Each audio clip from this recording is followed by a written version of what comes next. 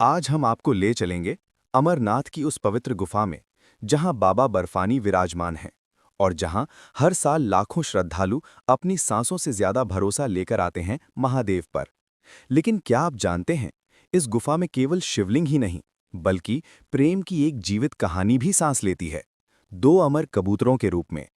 बहुत समय पहले की बात है, जब कैलाश पर्वत पर चांदनी रातें और भी उजली हुआ करती थीं, जब माता पार्वती हर रोज भगवान शिव के चरणों में बैठकर उन्हें निहारती थीं।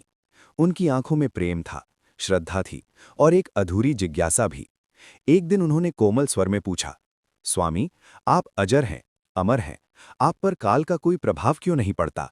वो कौन सा रहस्य है, वो कौन सी कथा है जिसे सुनकर मृत्यु भी हार मान लेती है? भगवान शिव मुस्कुराए, वो मुस्कान जिसमें संहार भी था और सृष्टि भी, वो मुस्कान जिसमें वैराग्य भी था और अथाह प्रेम भी। उन्होंने पार्वती का हाथ थामा और बोले, प्रिय, ये अमर कथा साधारण नहीं है। इसे हर कान नहीं सुन सकता, इसे हर आत्मा सहन नहीं कर सकती। पार्वती की आंखों में आग्रह था, एक पत्नी का प्रेम, एक साधिका की तपस्या।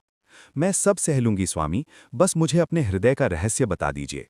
तब महादेव उन्हें लेकर चल पड़े, उत्तर दिशा की ओर, जहां पहाड़ मौन में ध्यान करते हैं और नदियां भी मंत्र जपती हैं। रास्ते में उन्होंने एक एक कर अपने साथियों को छोड़ा, सबसे पहले नंदी को, फिर अपने गले के नागों को, अपने जटाओं के गणों को और अंत में अपने प्रिय पुत्र गणेश को।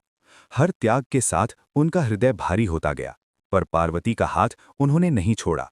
आखिरकार वे पहुंचे एक निर्जन स्थान पर, चारों ओर केवल बर्फ, सन्नाटा और शाश्वत शांति। यही थी अमरनाथ की वो गुफा। गुफा के भीतर एक दिव्य ऊर्जा थी, जैसे स्वयं ब्रह्मांड सांस ले रहा हो। शिव ने पार्वती को पास बिठाया, आंखें बंद की और अमर कथा आरंभ की। शब्द नहीं थे वे, वो तो कंपन था आत्मा का, अनुभूति थी चेतना की। लेकिन नियति ने कुछ और मंजूर था। गुफा के एक कोने में बर्फ के बीच छिपे थे दो कबूतर के अंडे, निर्जीव से, शांत, अनदेखे। जैसे ही अमर कथा की ध्वनि उस गुफा में गूंजी, उन अंडों में हलचल हुई, दरार पड़ी और दो नन्हे पंख संसार में खुल गए।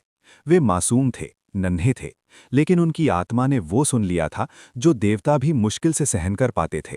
अमर कथा का रहस्य, जीवन और मृत्यु का सत्य। कथा समाप्त हुई, शिव ने आंखें खोलीं और तभी उनकी दृष्टि उन दो कबूतरों पर पड़ी। क्षण भर के लिए ब्रह्मांड थम गया। पार्वती घबरा गईं। स्वामी, ये तो सब सुन चुके हैं। क्षण भर को ऐसा लगा मानो प्रलय आ जाएगा, लेकिन महादेव का हृदय करुणा से भर उठा।